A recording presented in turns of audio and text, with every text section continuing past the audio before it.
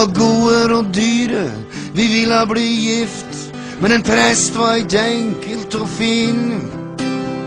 Da hørte vi noe bannskap, det singla i glass, og Bjørn Eidsvåg kom ramlende inn. Halleluja! Og jeg svaret ja, og Cindy sa yes, og snart lå vi der godt begge to. Jeg fortalte om Åmot og Ulvang og Sputnik, hun sa at Norge er landet mitt nå. Det er min dag i dag, herregud for en herlig dag. Det er min dag i dag.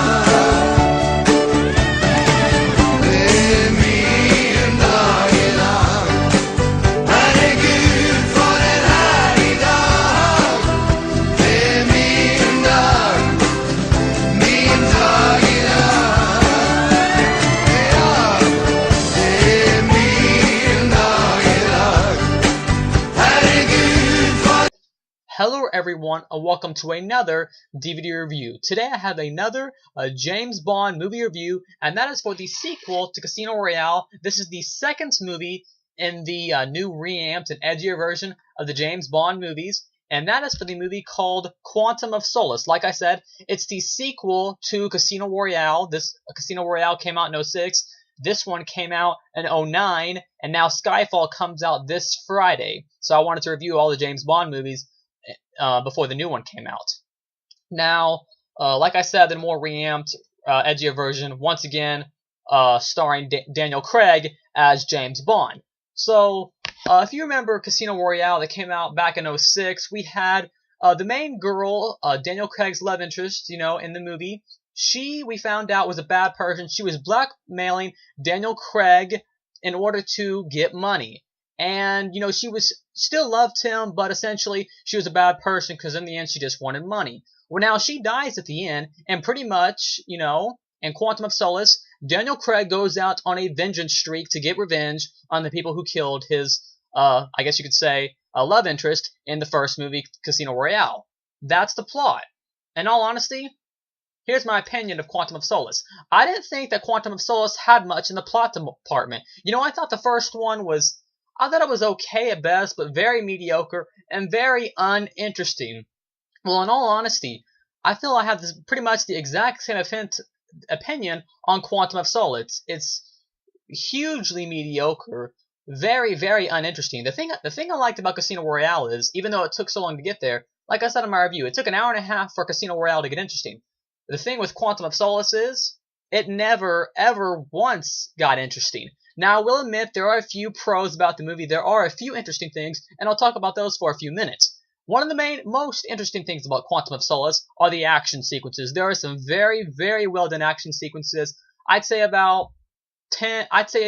about 15 minutes into the movie, there's a really cool sequence where it involves glass, and Daniel Craig's character, playing James Bond, is falling through the glass. He's falling with another guy, and they're kind of in this construction site within a building, kind of a glass dome building, and that's a really nice action sequence. Action-wise, that was a pretty decent sequence. There's another sequence with some boats where Daniel Craig, James Bond is, riding with some boats, and boats are ramping off each other. He's on a dirt bike and he ramps on a boat. That was another nice sequence. There's a huge, ridiculously over-the-top sequence that was kind of amusing, though logically is no way possible, though it wasn't a bad scene, is when he was free-falling from the sky, and then the last second hits, he parachutes when he's like inches above the ground. Cool scene, but, average at best. So, overall, I feel Quantum of Solace is honestly just a huge waste of time.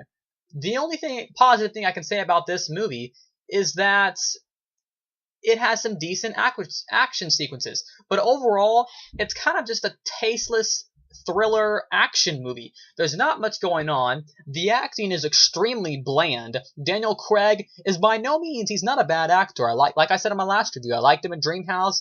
I liked him in The Girl with the Dragon Tattoo. He's not a bad actor, but for some reason, when he plays James Bond, he becomes like a brick. He becomes cardboard and very, very, very stiff.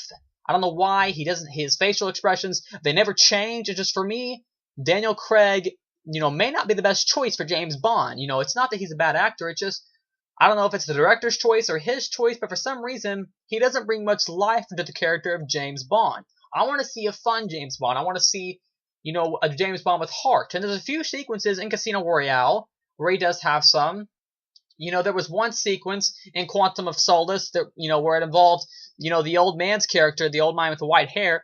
It involved his character. It also involved James Bond's character, and that was kind of an interesting scene. But as soon as it started, the scene was over. So, like I said, overall, Quantum of Solace, for me at least, doesn't have much to offer. And the plot department, it's very uninteresting, very mediocre. It's just, overall, I can watch thousands of other movies and probably have 10 times a better time than I did watching Quantum of Solace. But if you enjoyed the first one, you'll most likely enjoy the second one because, it's not as talky as Casino Royale was.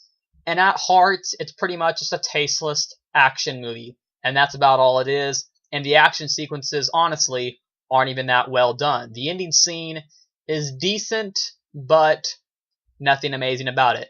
Anyways, that's my review for the James Bond movie titled Quantum of Solace, starring Daniel Craig.